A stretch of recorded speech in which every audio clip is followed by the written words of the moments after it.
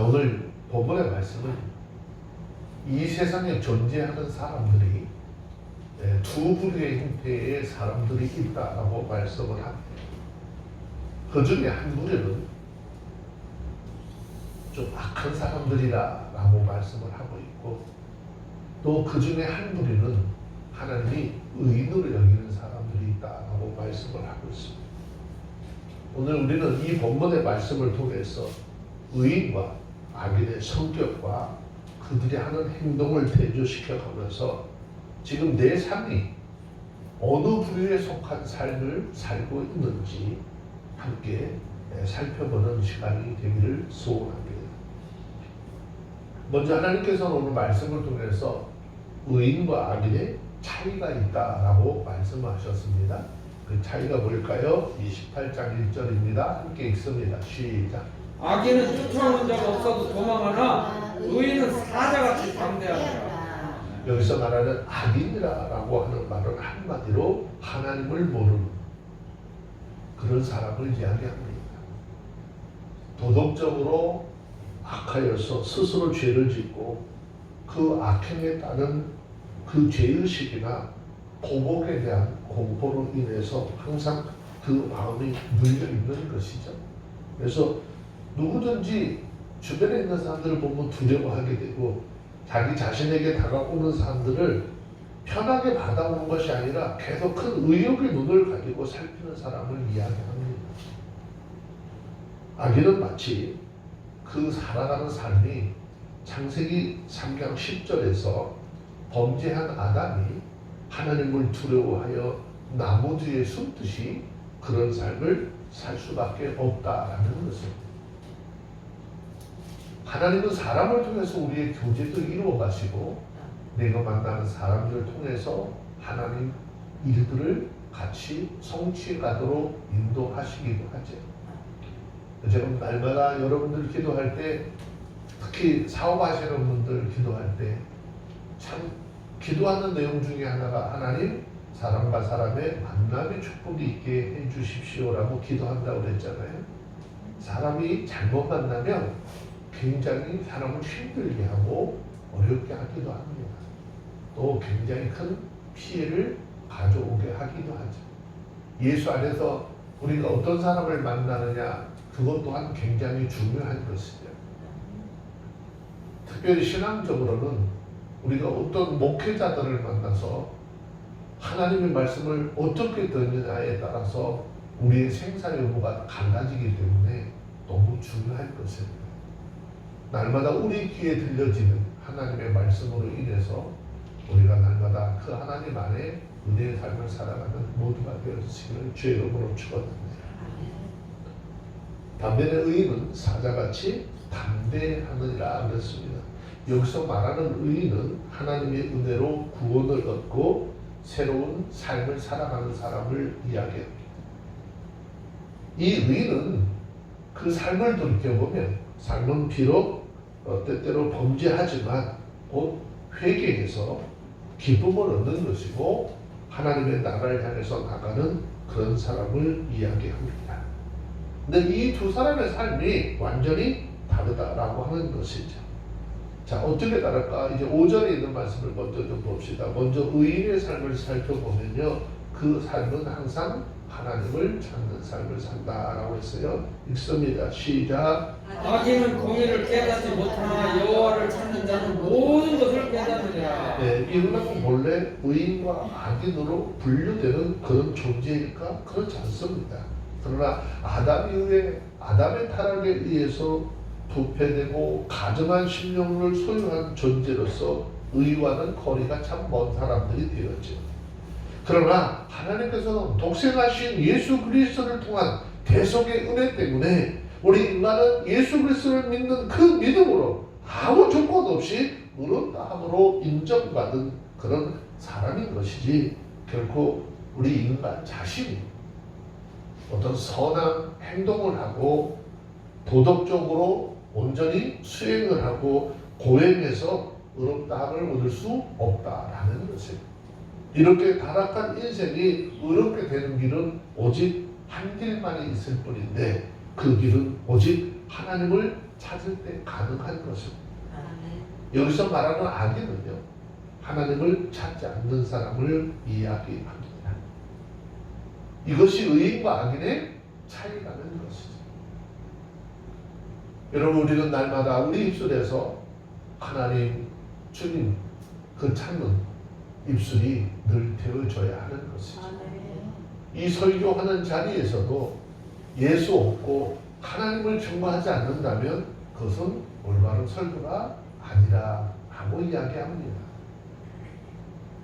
예전에 일본에 있는 그 바울라가다라고 하는 그 목사님이 한국에 오셨는데 너무 충격을 받았다는 이야기예요.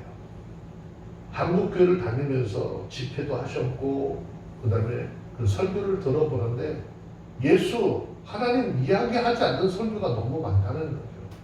설교 안에는 예수를 전하는 것이고 하나님의 마음을 전하는 것인데 그분의 마음, 그분의 뜻을 전하는 것이 아니라 사람의 마음과 세상의 기복주의로 가득 차 있기 때문에 날마다 말씀을 들어도 깨닫지 못한다는 것입니다. 우리 모두가 예배를 통해서 성경에 기록한 하나님의 말씀과 우리 구원자 되신 예수 그리스도를 알게 되시고 그 은혜 안에 머물 수 있는 모두가 되어주시기를 주의 이름으로 축원합니다. 특별히 의인은요 담대하다고 했죠. 1절의 의인은 사자같이 담대하느니라 그랬는데 죄와 사망의 법에서 해방받은 의인에게는요 두려움이 있을 수 없다라는 것입니다. 예수님께서 죽으심으로 우리를 이미 사망에서 생명으로 옮겼다라고 그랬단 말이죠. 그러면 우리는 사망에서 생명으로 옮겨진 자들이기 때문에 이 세상에 살아가는데 그 어떤 것을 위해서 두려워할 필요가 없다라는 것입니다. 하나님의 사랑을 받은 사람은 그 안에서 모든 두려움을 내어 쫓을 수 있다라는 것이죠. 그 이유는 하나님께서 우리의 구원자신 주님께서 나와 함께 계신다는 확고한 믿음이 있기 때문이다라는 것이죠. 그래서 성경은 하나님의 사람들의 삶에 대해서 이야기를 하잖아요. 자, 로마서 8장 35절, 36절, 2절 말씀을 좀 볼게요.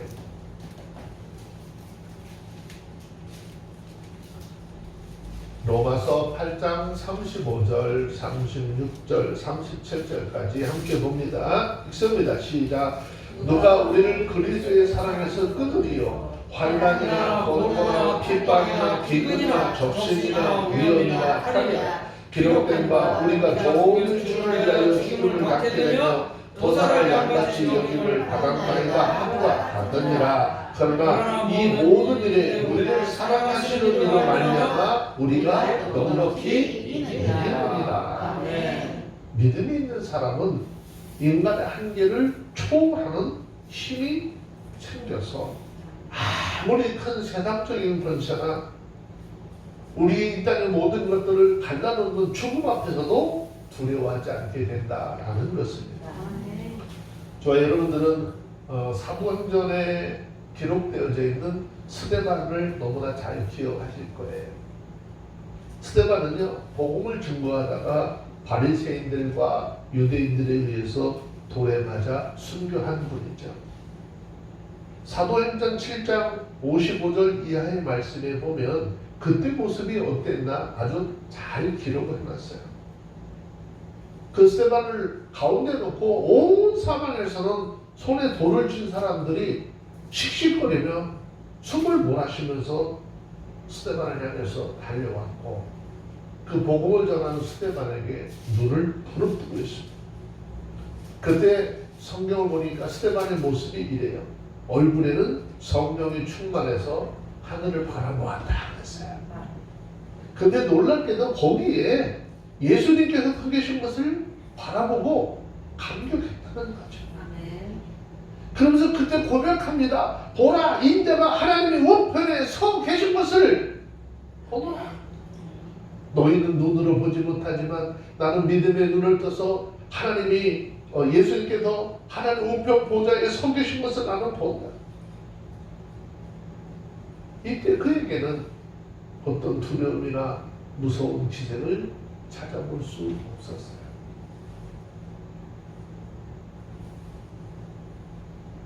오늘의 의미를 좀 살펴보면요, 예수님께서 스데반의 영혼이 올라오는 것을 너무 기쁘게 받으시려고 두 팔을 벌리시고 이렇게 기다리시는 거예요. 그 스데반이 자기가 이 땅에서 죽더라도 내 영혼이 우리를 구원하신 그 구원자이신 주님이 나를 품으시려고 팔을 벌리고 기다리고 계신 그 모습을 보니 얼마나 행복했겠느냐라고 하는 것이죠. 그러니 담대할 수밖에 없는 겁니다. 그때 스데반은 오늘 자본에서 말씀한 의인은 사자같이 담대하느니라 라고 한 이 본문의 좋은 모델이 되는 것이죠. 그뿐 아니라 히브리서 11장 보시면요, 히브리서 11장에는 믿음의 사람들에 대한 멸관을 쭉 해놨어요.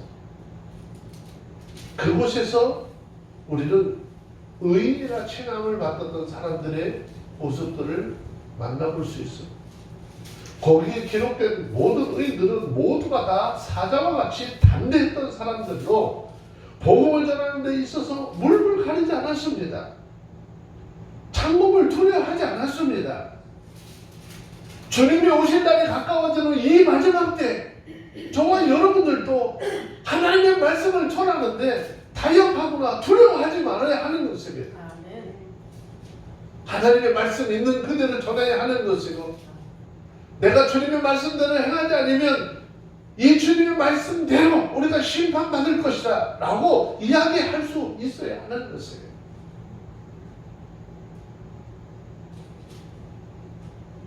이들이 주의 복음을 전하는데 얼마나 많은 고통을 겪었습니까?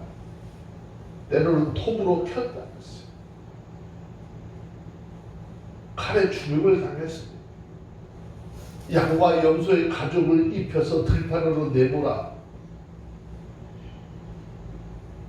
유리하게 하고 들짐승에 팔이 되게 하셨습니다. 하지만 그들은 예수 믿는 믿음 포기하지 않았습니다.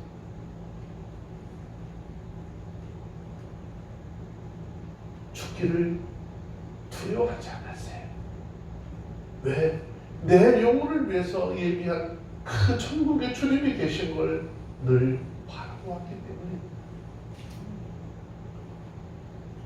한때 다니엘도 바벨론 왕국에서 느부갓네살 왕으로부터 선택을 받아 왕국의 진미를 먹을 특권과 출세의 기회가 주어졌지만 그는 하나님의 명령을 지키기 위해서 마음과 뜻을 정하고 왕이 내려주는 진미를 거절하기도 했습니다. 그들이 그러한 담대함이 어디서 나왔을까요? 그 담대함은 하나님은 우리 인생들의 생사 화복의 주권자가 되신다는 믿음에서 나온 담대함이라는 것입니다.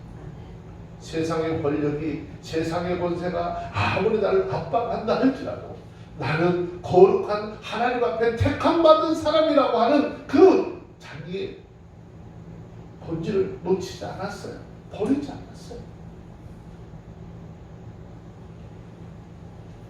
이 시대를 살아가는 저와 여러분들, 특히 마지막 때를 살아가고 있는 저와 여러분들, 하나님 앞에 이런 담대한 믿음의 사람들이 되어주시기를 주의 이름으로 축원합니다. 아멘. 성경에서 얘기하는 의인들은 어떤 사람입니까? 하나님의 말씀을 듣고 그 말씀을 성실하게 지켜나가는 사람들이라 했습니다. 6절에 있는 말씀 내려가서 먼저 보시겠습니다. 6절에 있습니다. 시작. 성실히 행하는 가난한 자는 사곡지 행하는 부자보다 나으니라. 하나님을 찾는 자는 진리를 깨닫게 되고 그 진리를 깨닫는 사람은 그 진리를 성실하게 실천하게 되어져 있다라는 것입니다. 진리를 실천하고 그 말씀대로 사는 것이 얼마나 중요하면 악한 짓을 하며 부자로 사는 자보다 차라리 주님의 말씀을 준행하면서 사는 가난한 사람이 더 복되도다라고 말씀하셨다는 것입니다. 하나님의 말씀을 믿고 깨닫고 지켜 행하는 자 영원히 망하지 않습니다. 그래서 예수님께서도 말씀하시잖아요. 마태복음 7장 24절 25절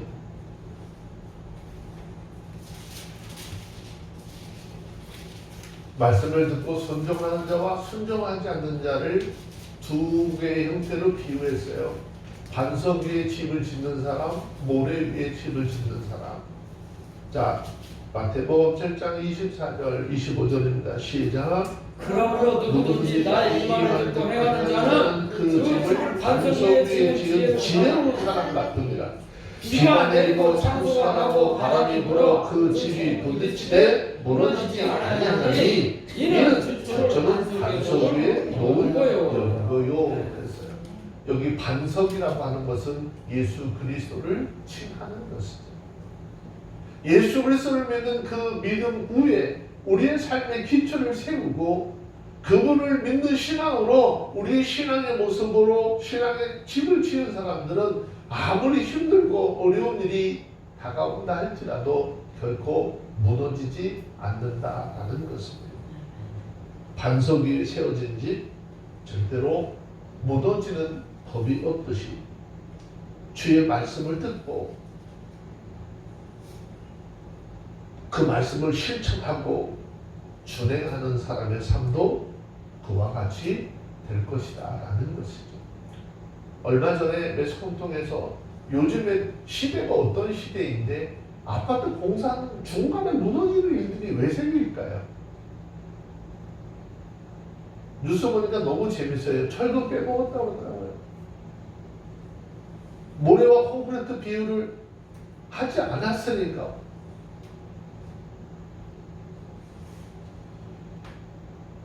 그걸 단순히 세상적인 일로만 보시면 안 돼요. 우리가 신앙의 모습으로 보시자고요. 하나님의 온전한 말씀을 우리 가운데 풀어와야 그 말씀을 해서 우리의 신앙, 우리의 믿음이 든든히 세워지는데 여기 온갖 세상 것들이 다 들어왔어. 뿌리까지 흔들어버려요. 그래 조금만 문제가 생기잖아요. 조금만 보고 달라지잖아요. 쉽게 교회 안 나오는 사람들, 쉽게 예수 버리는 사람들. 우리의 구원자신 주님은 반석 같다고 그랬어요. 반석은 요만한 돌이 아니에요. 땅이라고 하는 곳에 깊이 뿌리를 내리고 그 든든한 모습으로 세상 밖에 모습을 드러낸 엄청난 큰 바위란 말이죠. 누가 흔들 수 없는. 저와 여러분들이 그래서 하나님의 말씀을 잘 들으셔야 되고 예배 때마다 성경에서 우리를 향해서 말씀하시는 하나님의 마음을 잘 깨달아야 합니다. 자, 그런데 악인의 삶은 굉장히 대조적이잖아요. 5절에 보니까 악인은 공의를 깨우치지 못한다. 뭐 그랬어요. 우리가 분명히 알아야 할 것은요. 진리를 받아들이는 사람, 하나님의 말씀이 곧 생명이고 그 하나님의 말씀이 진리라는 것을 받아들이는 사람은 의인의 반열에 서게 될 것이지만 진리를 거부한 사람들에게는 악인의 반열에 설 수밖에 없다라는 것입니다. 성경을 진리를 거부한 사람들의 삶은 어떤 것인가? 로마서 1장 26절 이하에 적나라하게 표현하고 있습니다. 악인들은 하나님의 뜻대로 사는 것이 아니라 자기 욕심대로 행동하고 순리대로 하지 아니하고 윤리적으로 도덕적으로 부정한 삶을 사는 자들이라고 합니다. 그뿐 아니라 하나님이 보시기에 합당치 못한 일들을 한다라고 했잖아요.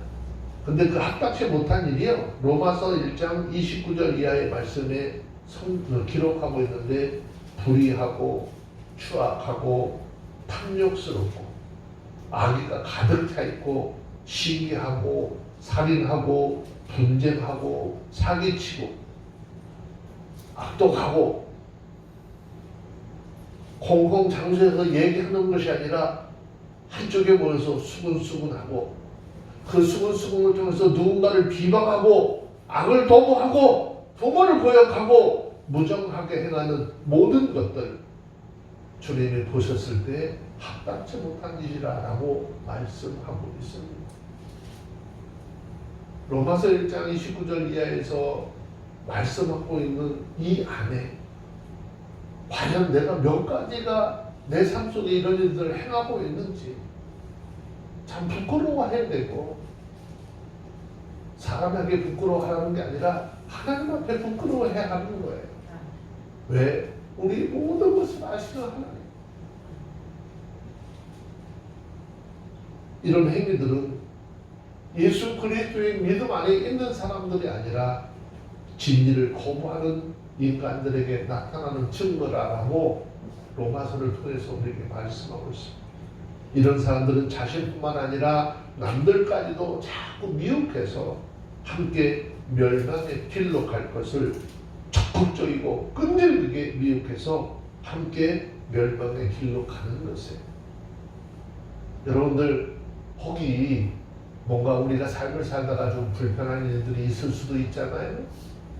그러면 그거 그냥 나 혼자 알고 기도하셔야지, 그것을 가지고 이 사람 저 사람한테 자꾸 가서 이렇게 불때는 일들은 절대 하면 안 돼요.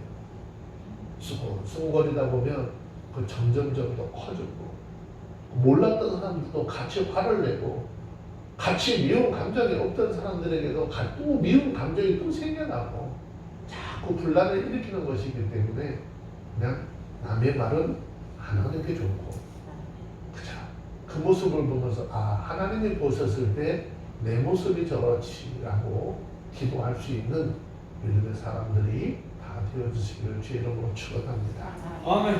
다시 1절에 한번 보세요. 악인은요, 죄악에 사로잡혀서 망하게 된다는 것인데, 1절에 악인은 쫓아오는 자가 없어도 어떻게 해요? 도망한다 그랬죠.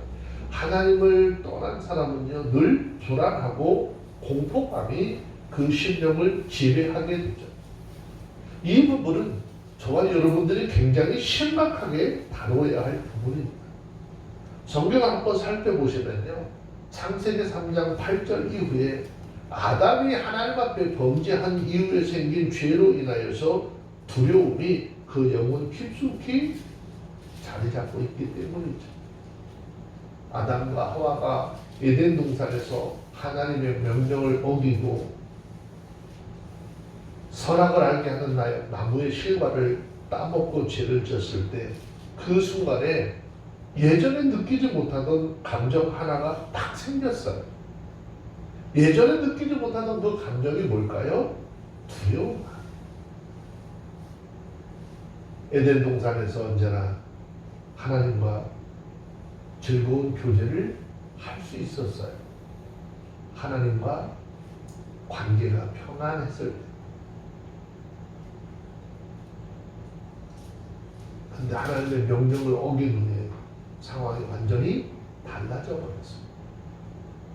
마음에는 평화와 기쁨이 달아나 버리고 불안과 공포가 닥쳤어요. 당시 아담과 하와의 모습을 보면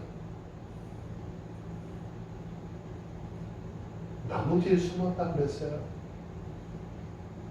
자기의 수치를 나뭇잎 사기로 어떻게 한번 가려보겠다라고 했어요.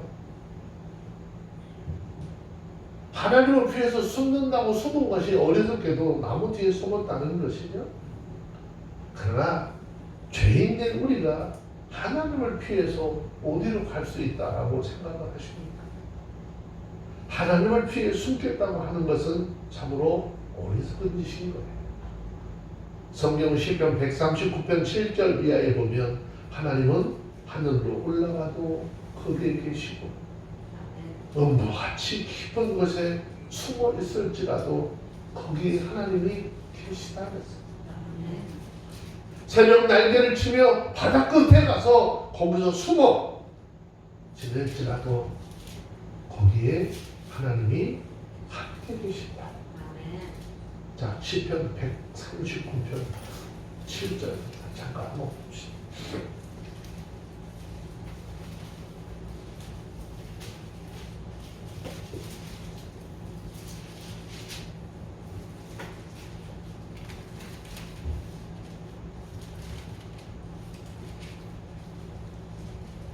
읽습니다. 12절까지만 읽어볼게요. 시작. 내가 주의 신을 떠나 어디로 가며 주의 앞에서 어디로 피하리이까. 내가 하늘로 올라갈지라도 거기 계시며 음보에 내 자를 펼지라도 거기 계시니이다. 내가 새벽 날개를 치며 바다 끝에 가서 거할지라도 곧 거기서도 주의 손이 나를 인도하시며 주의 오른손이 나를 붙드시리이다. 내가 혹시 말하기를 흑암이 정령이 나를 돕고 나를 부는 빛은 밤이 되리라 할지라도 주에게서는 흑암이 숨기지 못하며 밤이 낮과 같이 지치나니 주에게는 흑암과 빛이 일반이니이다. 주께서 내 장부를 지으시며 나의 곁에서 나를 조직하셨나이다. 아멘. 아무리 주님의 눈길 숨어서 깜깜한 곳으로 숨어 들어가도 거기에 우리의 절대 주권자이신 하나님이 계시죠. 많은 사람들이 잘못 생각하고 있는 것 중에 하나가 죄를 범하고도 그것을 덮어두면 그만인 줄 아는 거죠. 요즘에 정치권에 있는 사람들이 다 그 모습이잖아요. 다른 사람의 눈만 가리면 되는 줄도 알겠죠. 그러나 그것은 어떠한 방법으로도 가릴 수 없다라는 사실을 깨달아야 하는 것입니다. 아담이 하나님 앞에 죄를 짓고 너무나 부끄러워서 그 부끄러움을 피해보려고 그 죄를 감춰보려고 나뭇잎으로 옷을 해 입었습니다. 그런데 그것은 일시적인 것이죠. 해가 나니까 곧 말라버렸어요. 그 수치가 다 드러났습니다. 인생들이 행한 수치스러운 일은 생명이요 빛 대신 그 주님 앞에 다 드러나게 될 것이라는 것이죠. 여러분, 하나님 앞에 뭔가 숨긴다고 숨겨질 것이라는 생각 하지 말아야 돼요. 민수기 32장 23절 말씀 한 번 더 보실까요? 민수기 32장 23절 말씀입니다.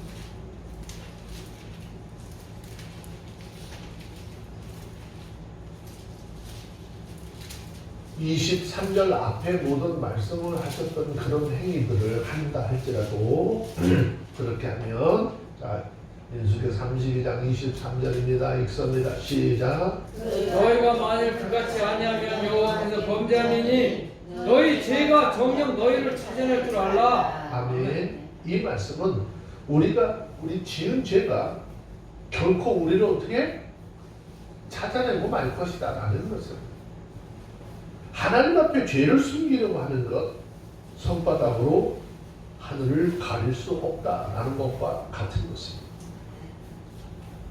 그리고 왜 악인은 쫓아오는 자가 없는데도 도망을 간다라고 했을까? 그 이유는요, 그 마음속에 있는 양심이 그 죄를 알고 그 사람을 쫓아오기 때문이다라는 거지. 그것은 사람의 마음을 괴롭게 하고 공포심을 불러일으키기도 하고 초조와 불안을 이끌어가는 것입니다. 그리고 초조하고 불안한 삶이 되는 또 하나의 이유는 죄를 범하면 당장에 보응을 받는 경우도 있지만 대부분의 당장에 벌을 내리지 않습니다. 그러다 보니까 날마다 두려운 생각이 들죠. 왜? 언제쯤 이 화가 내게 미칠 것인가? 라는 생각을 하고 점점 더 초조해지고 불안하죠. 여러분, 예전에 장난들 치면서 그런 거죠. 상대방 뺨을 한번 때리는 그런 장난들 쳐봤죠? 근데 한 대 내가 친다, 너 때릴 거야 그러면은 딱 맞을 준비라니까는 볼에 어떻게 해요? 힘을 잔뜩 주죠. 막 눈까지 질금 갖고 그러는데 바로 때려야 되는데 때리지 않아. 때린다. 준비됐지? 그러고는 계속. 그리고 때리면 좋은데 안 때리잖아요. 잔뜩 긴장하고 있는데 안 때려버리니까 뭐야. 아니 내가 다시 할게. 그 손이 오는 순간까지 어때요? 긴장하잖아요. 얼마나 그냥 그 아픔을 어떻게 해보려고 인상을 쓰고 그냥 고래 심장도 주고. 그게 하나님 앞에서 우리의 삶의 모습인데 예전에는 그런 노래를 통해서 그걸 깨닫지 못했는데 지금 우리가 하나님 앞에 그렇잖아요. 잘못해도 언제 어떻게 내가 어떤 일들이 내 삶에 다가올까. 성경을 통해서 보면 요셉과 형들의 삶의 관계를 통해서 볼 수 있잖아요.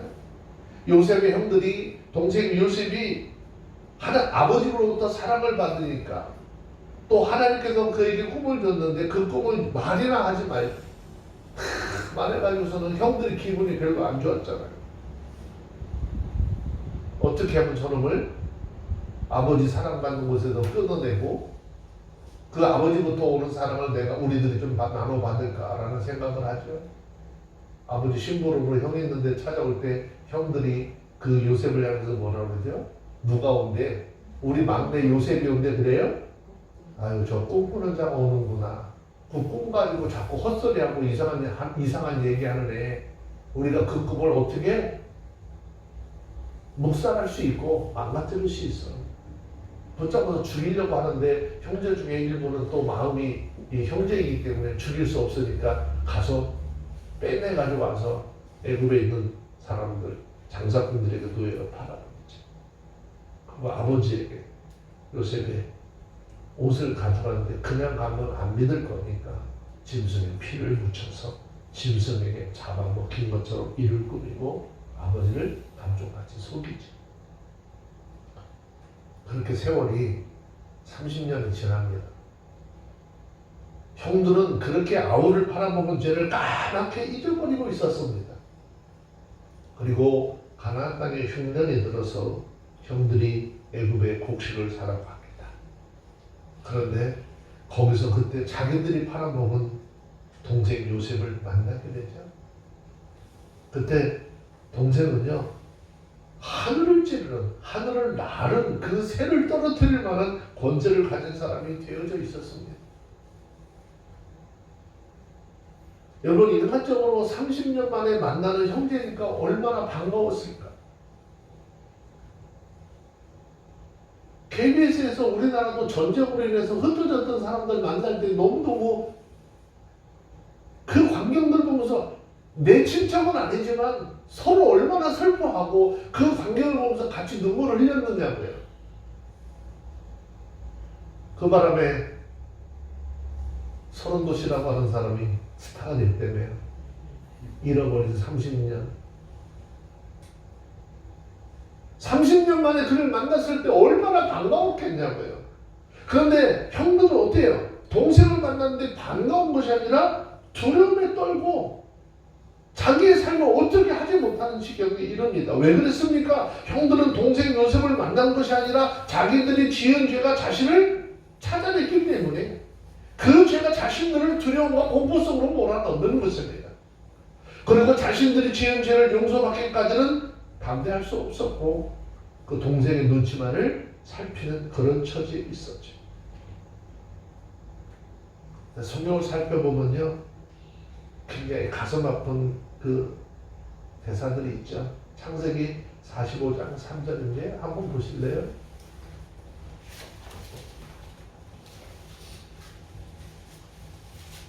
정말 하나님의 마음으로 예수님의 사랑으로 그 원수 같은 형제들 30년 동안 얼마나 외롭고 얼마나 고통스럽겠느냐고요.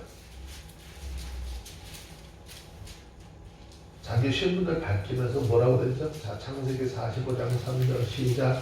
요셉이 그 형들에게 이르되 나는 요셉이라 내 아버지께서 아직 살아 계시니까 형들이 그 앞에서 놀라서 영이 대답하지 못하는지라. 옛날에 노예를 팔았는데 애굽의 가장 큰 공의직에 딱 앉아서 천하를 호령하는 자가 보니까는 자기가 옛날에 팔아먹었던 사람이야.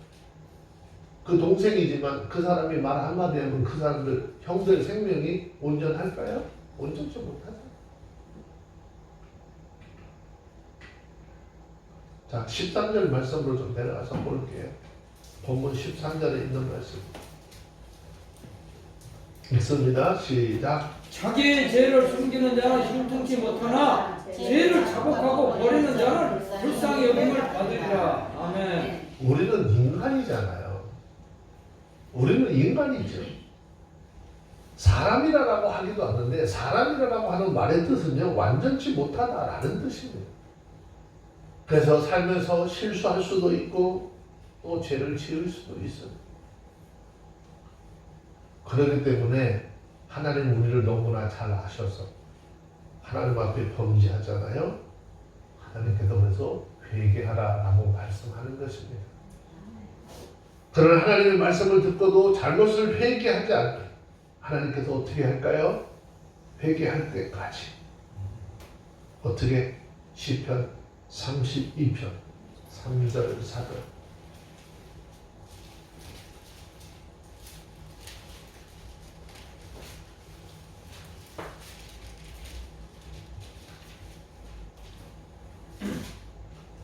시편 32편 3절 4절입니다. 읽습니다. 시작. 내가 토설치 아니할 때 종일 신음함으로 내 뼈가 쇠하였도다. 주의 손이 주야로 나를 누르시오니 내 지인의 교가하여 여름 가물의 마름같이 되었나이다. 세르라. 아멘. 주님이 너희들 인간이야, 인생들이야, 잘못할 수도 있어.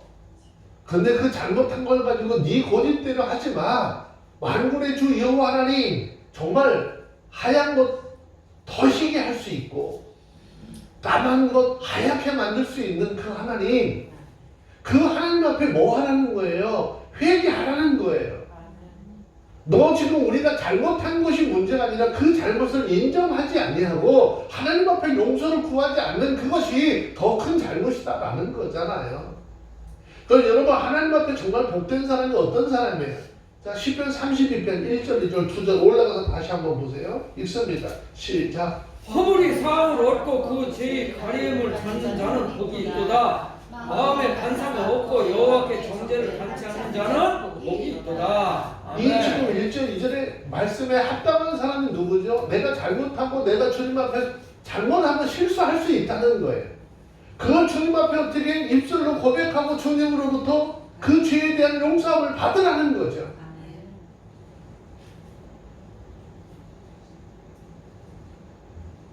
우리가 하나님은 사랑이라 그러잖아요. 사랑이신 그 하나님, 우리가 죄를 자복하고 버리는 자 불쌍히 여김 받도록 해주시겠다는 거죠. 얼마나 감사하죠. 얼마나 고마운지요. 내가 죄를 자복하고 아무리 큰 죄를 할지라도 아버지 잘못했습니다, 하나님 잘못했습니다 라고 하기만 하면 우리를 어떻게 불쌍히 여겨주신대요. 우리를 불쌍히 여기고 긍휼히 여겨서 그 죄를 없이 해주시겠다라는 것이잖아요. 에이, 하나님은 어떻게 아무리 하나님이라도 그럴 수 있느냐고요? 아니, 하나님은 성경을 통해서 우리에게 약속으로 말씀해 주셨어요. 자, 신약 성경으로 넘어와서 요한 1서 1장 9절.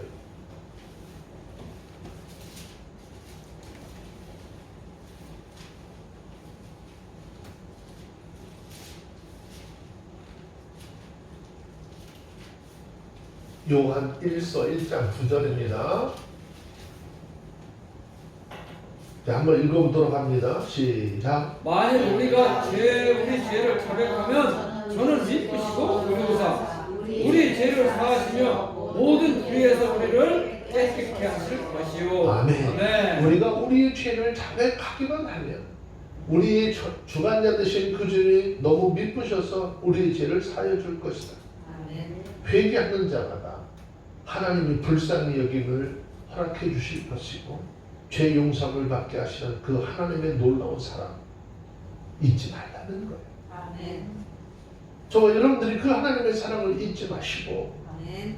삶을 살면서 아무리 그 잘못을 저지르다 할지라도 하나님 앞에 회개하셔서 죄사함의 은혜를 받아 정말 주님이 나와 함께하는 것을 기쁨으로 여기고 주님과 동행하며 주님이 주시는 기쁨으로 삶을 살아가는 저와 여러분들이 다 되어주시기를 주의 이름으로 축원합니다. 아멘. 기도하겠습니다.